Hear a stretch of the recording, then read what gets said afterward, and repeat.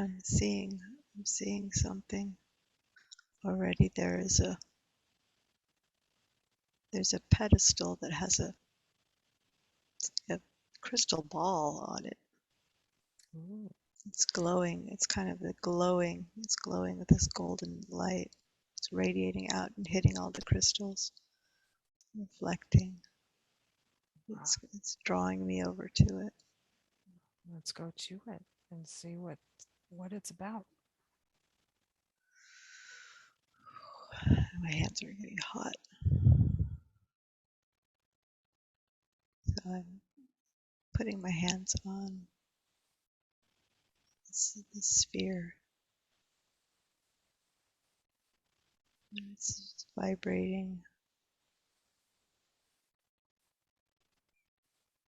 There's like clouds in it. And they're moving. And seeing this, there's kind of like an eye in it that's looking back at me. It's pretty big. It's kind of a green. It's not like a human eye. It's green. It's kind of almost got these scales around the edges or something. It's like metallic and green. Just can't tell if it's even a living eye or some kind of a manufactured. Okay, so the iris is kind of opening.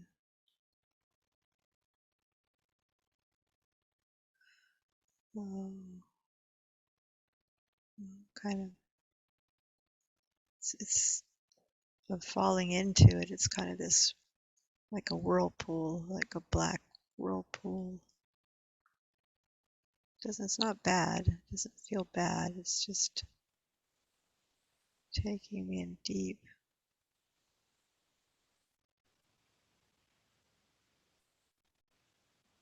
Follow it in as you go. Kind of falling. I'm falling through a space, like a dark space, and falling and falling and falling.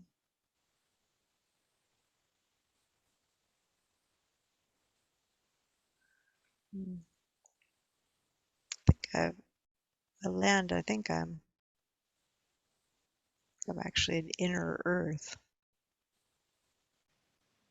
Wow. What do you see around you? Having a hard time focusing. It's at first it's dark and it's sort of like a cavern, but it's as I'm focusing, there's light. I'm looking out into an opening of this really vast space, and there there's gardens down here, like gardens or like growing something down here. It's like crops or and I see figures moving. It's kind of like this big outdoor space, but it's in the earth. So there's light coming from. I've heard of this. It's like there's a sphere hanging that emanates light, almost like a sun. There, and there's like ships, like airships moving. It's like a really vast space, like a huge cavern. But it smells. I mean, it smells like you're in, like the air smells alive and fresh, and there's moisture in the air, and you can smell and feel that you feel the vibration of these growing of the plants that are growing. Do you perceive that you have a body? Yeah, I do. When you look down at your feet, what do you see? Well, I have shoes on. It's flickering because it's like it's me. It's me, but it's not me. It's like another aspect of me Very good. this is my aspect that lives in the inner earth. And I think I'm female. I have really long hair, and we wear these kind of loose just loose clothing. That's for when we're out. We're in this area where we're growing things. It's just kind of loose trousers and a shirt. But I also know that when I'm in where I live, I wear more like robes, more like long, more flowing garments. So, do you perceive that you have a role in that area, in that garden area that you're in right now? I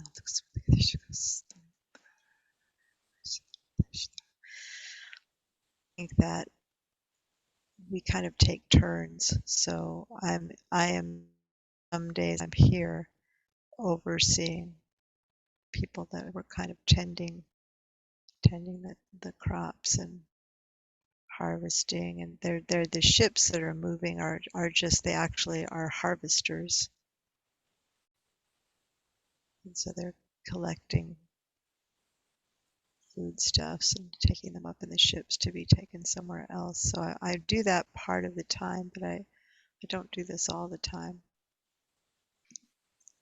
So, So let's go to that other part of your life where you have another purpose there. Go there now.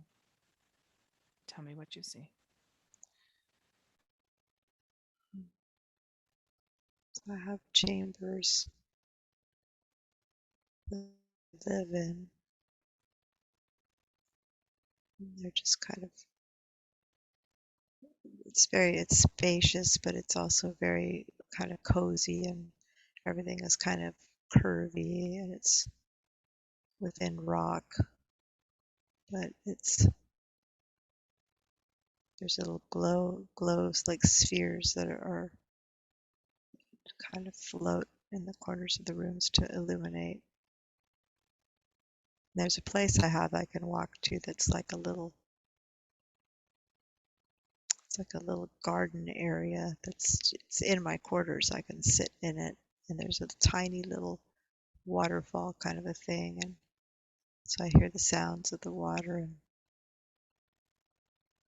there's actually like little birds that come in and out. I'm not sure where they're coming from, but that's like my meditation garden I sit in. But I'm part of a council too, so I have duties. I have to go to a council, sit there in the council, and we make decisions about things that are happening. How many people are on that council?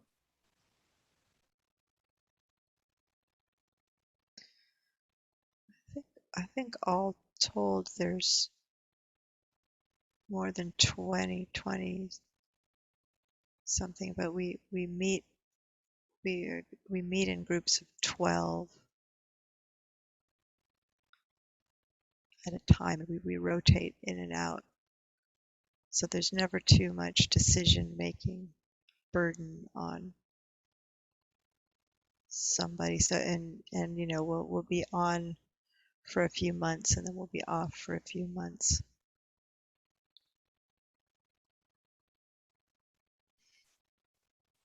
Do you perceive that you have a partner that lives with you in your quarters or otherwise have a partner that you share your time with? And I don't I don't think that I live with anyone, but I have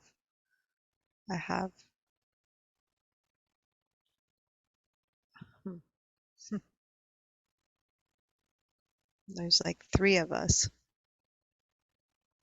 that we share affection and time together, and we're independent, but we so we kind of rotate with each other too.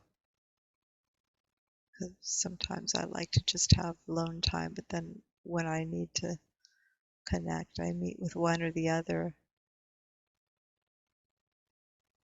We really enjoy each other's company, and we love each other, and we have fun. But we're not like partnered, something that's a committed kind of a. We have a general commitment, but not as something that's specific to having to live together, and nothing that's complicated. Is that a typical type of relationship for Inner Earth? There's different. There are people that want to just be with one another, and they stay together and they commit. Sometimes, oh, sometimes they have children, but sometimes three, the three people can have a child together. We we don't have like a family like I have on the earth plane. It's not the same structure, and all children are fully cared for and committed to by all adults, as you would say, like a village. It's a village. But to choose to have a child is a big responsibility. So you have to make an overall kind of a deep commitment to sort of the beginning creation of that child, and the growth of that child up to a certain age. And then that child is free to join other peer groups, or sometimes they even join the adults if they're attracted to that level of, of information and understanding. They might spend time with the adults. When you're a part of your council, is the topic of what is happening on the surface of Earth a topic of conversation or any type of decision making that needs to go or needs to happen? Yes, there's concern about it, and there's some conflict. We try not to be in conflict, but it's causes some tension because it's something that is not in full agreement by all people here, whether we're ready to be connected to the people on the surface. But many of us went that we feel that it's time, and that we have actually been too protected down here. We've cloistered ourselves too much, and we've been too fearful of people on the surface. So I'm aware that there's a lot of awakening and understanding coming through for the surface dwellers. Is the person that you are in Inner Earth, are you aware of the alternate person on the surface known as Erin today? Yes, she's aware of me. We've had exchanges a few times, but she hasn't understood that I am her. She's she's has a name for me that's different. It's not actually the name I use, but she's assigned it to me. I see. And what is your actual name? Oresa no takaniti shinamanto vanamatora naisa so takadaina shina. It's not. It doesn't translate to English. I see. Can you provide any insight as to who the beings are that are living on inner earth? How did they get there? And where did they come from?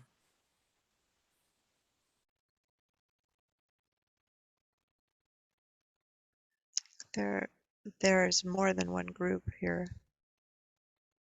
There actually, there are different degrees of, so we're not all human down here. There are some that are reptilian and other kinds of species that you don't recognize. But in terms of the human groups, there's a few different ones, and some of them were star seeds who first settled on the earth and then went down into the earth many, many, many thousands of years ago.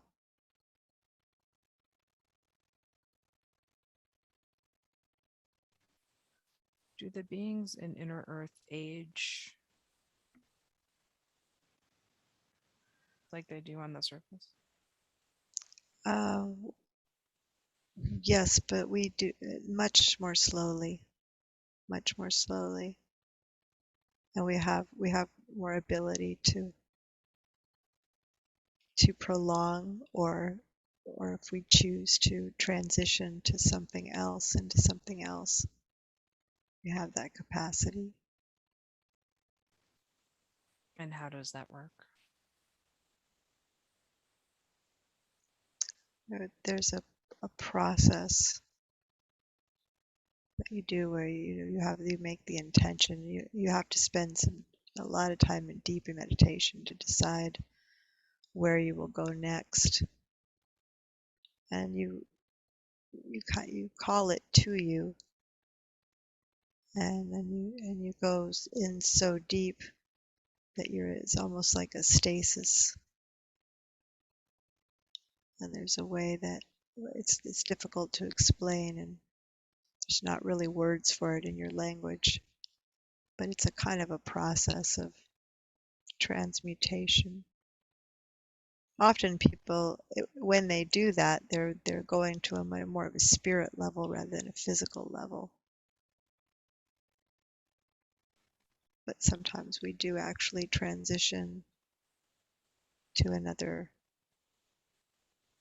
place altogether, not Earth. Some of the starseed beings came here do sometimes go back and forth through this process. Not that we have the capacity to take ships as well, but sometimes we do it this way through our bodies and our spirits. Do the people and the beings within inner earth have the ability to go to the surface and go back down into inner earth?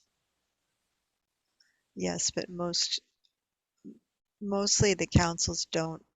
We prohibit that. We don't say not to, but it's very instilled in the people. It's very deep that it's not the best idea to do that. It's not really safe, not very desirable.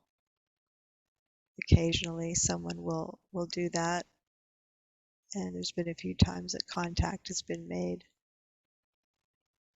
and then a few times that people have come down here from above, but it's not encouraged.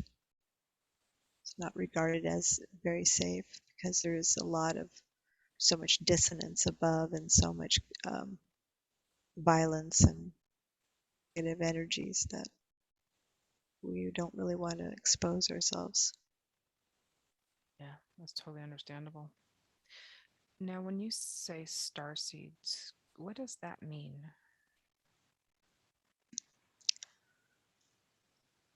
I would be using a term that Aaron understands, but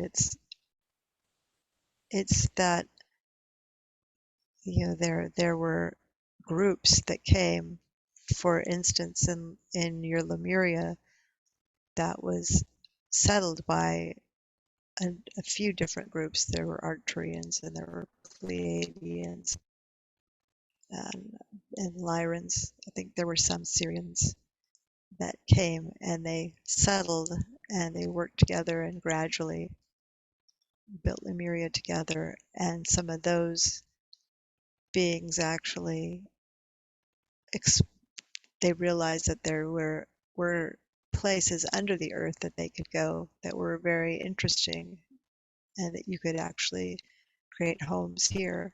They weren't driven down here. They came on their own. They came of their own volition and explored it and created a whole other beautiful place to be in. And then it became a place that people could go to if there was, because there's your planet has been through a lot of disruption from outer space, including things like meteors and you know bodies of other bodies that have been hitting the planet and alien or off-world invasions and and then things like floods, natural disasters. So there's been a number of times that people have gone down into the inner earth to be and to live. So some of the initial or the beings The that are initial there one are that look from the created, Lemurians and yes, that created the places to live down here and began to do that, and they have been really enhanced and evolved over time. It's much more down here than was then, but they were the originators. I see. And you're very much aware of the shifting that is happening on the surface and the ascension and the rising of the consciousness. Yes. Yes. Um, are you aware of what we can anticipate through this process? And if you could shed any light on that process for us. Well, we're aware that things are changing all the time, that there's a almost a battle of consciousness and awareness happening right now, that possibilities are shifting. Sometimes they shift endlessly, and then sometimes it calms down and they slow down, and there's not as many options, pathways, but then other times. So it comes in and out. And even right now, there are a number of possibilities. And those are the main trajectories. Within each of those trajectories are infinite potentials. So there is no one way that everything is going to happen. Right, of course. And there is a division happening, a splitting of worlds. But even within the splitting of the worlds, those worlds will have various permutations. And from your perspective, what does that look like and mean that there's a splitting of worlds? Well, there are the lower density beings that eventually the earth herself is moving up, and we're all going with her down here. We are going to what you would call new earth, but there is a level of at which the low density beings will who are just going to stay on that density will split off. So and there's conflicting information about whether there is still a version of earth that is at that density, or whether she will be completely freed and those beings will be just taken somewhere else altogether. But there's also the split of the other side of people that are going to higher densities, and there's various versions of that. There are only a few of you that are really going to the highest level of new earth initially. There will be more following later. Very good. So, Aaron on Earth um, speaks light language and it's been coming through more and more. Are you aware of this progression and this ability within her from where you are? We will step aside because there is another voice that wants to come to her. Very good.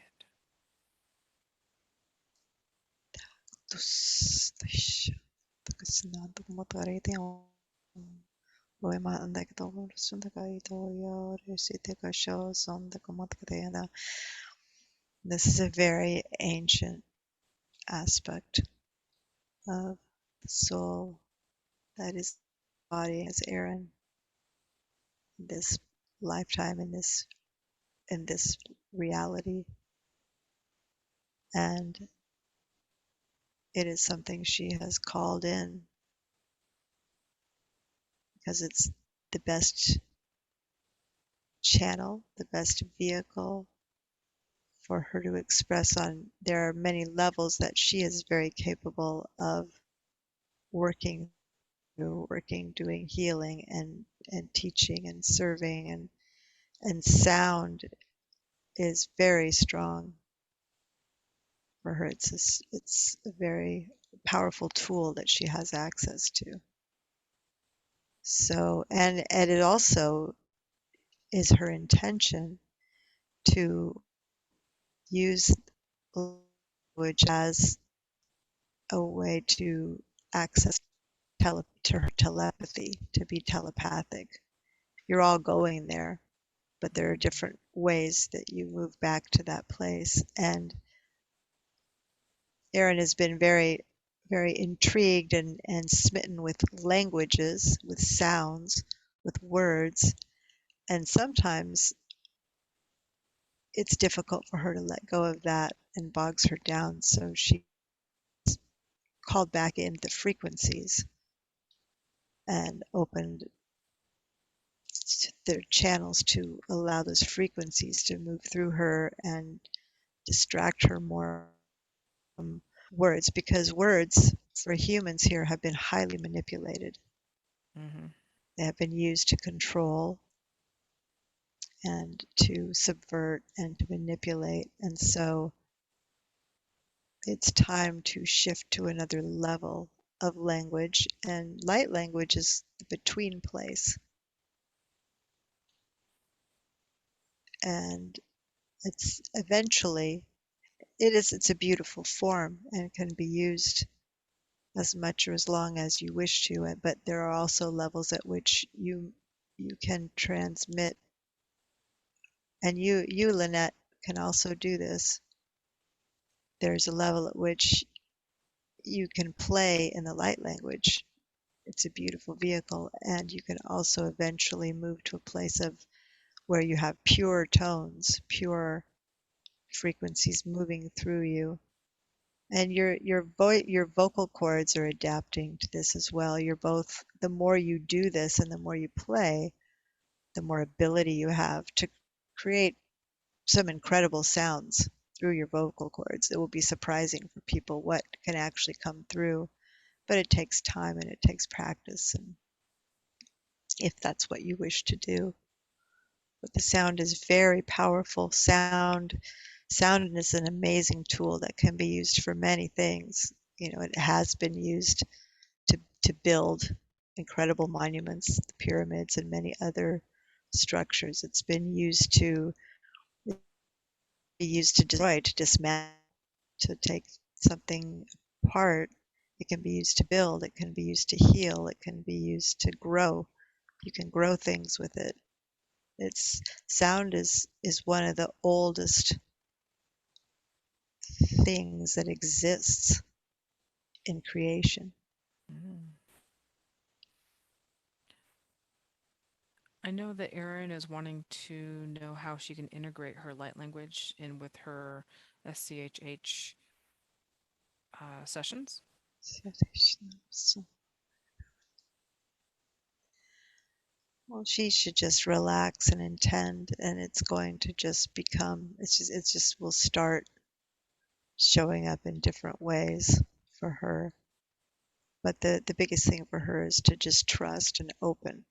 She already knows how to do this, so just kind of getting out of her own way, and maybe before each session, when she is getting herself ready for the session and she's calling in any guides and she's creating a safe place and opening the doorway to this, then to just make the intention that for each client, if there's something specific needed, there's anything needed with light language, that it will show up in exactly the way it needs to.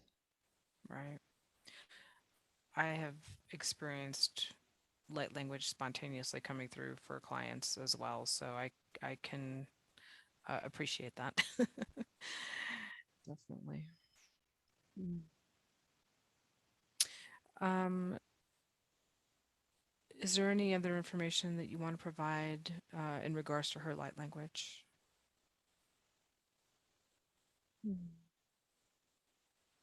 Find ways to transmit it more when you're, this is for you too, when you're in public places.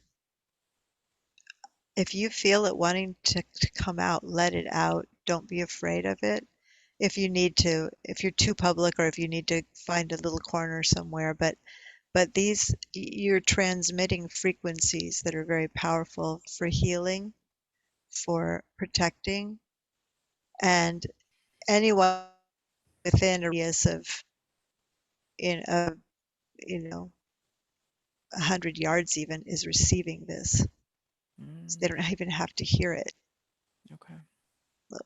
Erin has been in a big store before. She's been in the store in an aisle and has felt the light language come through and not known whether to allow it. But if she's alone, she'll let it out, and it actually is moving through the store and affecting everyone. Wow. It's important to trust this, because all of you in this group, in this SCHH group, are going to be having more abilities opening up. They're going to become quite powerful, and there really are ways for you to just move through the world and transmit these things to people. Whether they are aware that you're doing that or not is not even important. Right.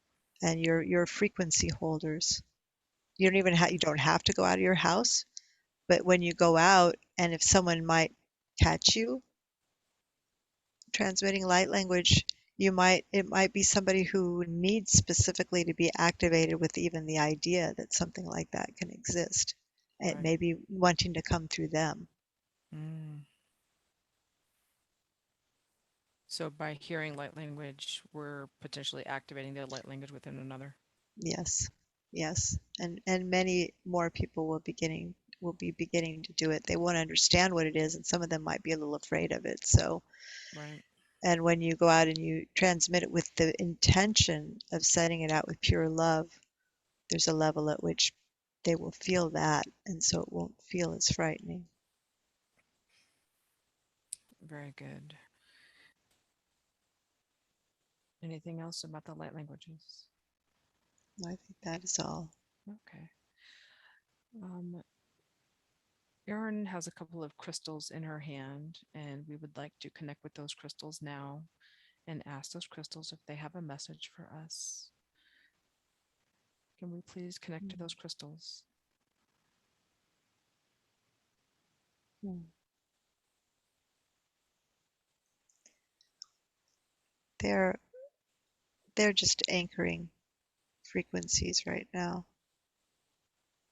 They're specific for Erin for this session, Very good. and they're assisting her to anchor frequencies. But we recommend that you all do more experimenting with this. If you feel drawn to taking crystals with you, just holding them in your pockets if you're going to go out, or something that you wear around your neck, and connecting more. Some of you do this anyway, but as things shift out there, we're all becoming more heightened in our awareness and our connection with these things and with vibrations. And the more we play with it, the more you will wake up to what you're capable of. Mm.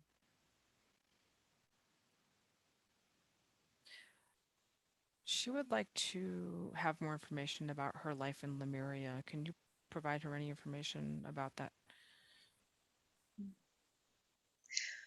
We feel that this is for another session. Okay, very good. Can you provide us any additional information on the soul group of the SCHH practitioners?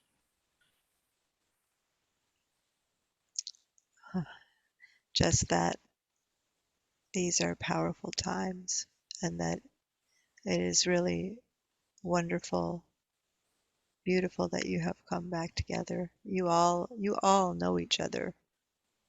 You've had many incarnations together on many levels, not always in roles of power, but in roles where you have learned a lot about what your roles are now to assist in all of this. And no matter how difficult things might get, and we're not even suggesting that they will be difficult. As we've said, there are many permutations, there's many possibilities. Each one of you is on your own pathway, but things become, and if things become challenging, just go within because you have absolutely have the ability to move through these times and to transmit energies that will help everyone. There's nothing to be afraid of. Do not doubt yourselves. Very good. Can I ask who we're speaking with right now? We are the collective higher consciousness of Aaron. Okay. It's not just one high self. It's well, it is and it isn't. There are many aspects to it. So we speak to her collectively, and that's why she always, when she speaks of us, it's always they. They say this. They want this. Um, but we are all aspects of her. I see. And what was when we first walked through the crystal cavern and she saw the ball with the eye? Can you give us insight into what that was?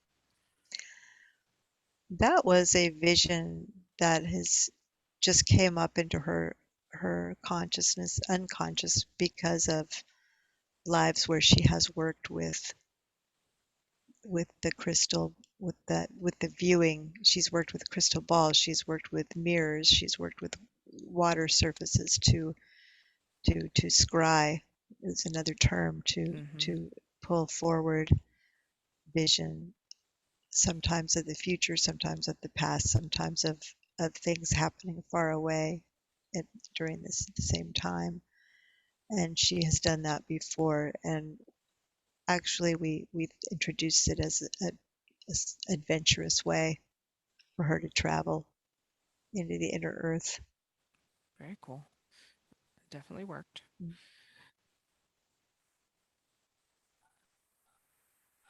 She would like to know what her connection is with Dulcie.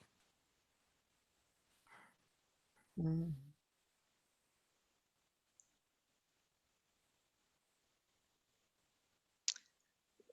We, the connection is getting difficult, so we want to come out, but we will just say that yes, there are strong connections, at least three strong lifetimes. If she wants to do this at another time, she can find out more. But right Okay, now, it's better to very end. good. Very good. Well, we thank you very much for all of the information that you've been giving us today.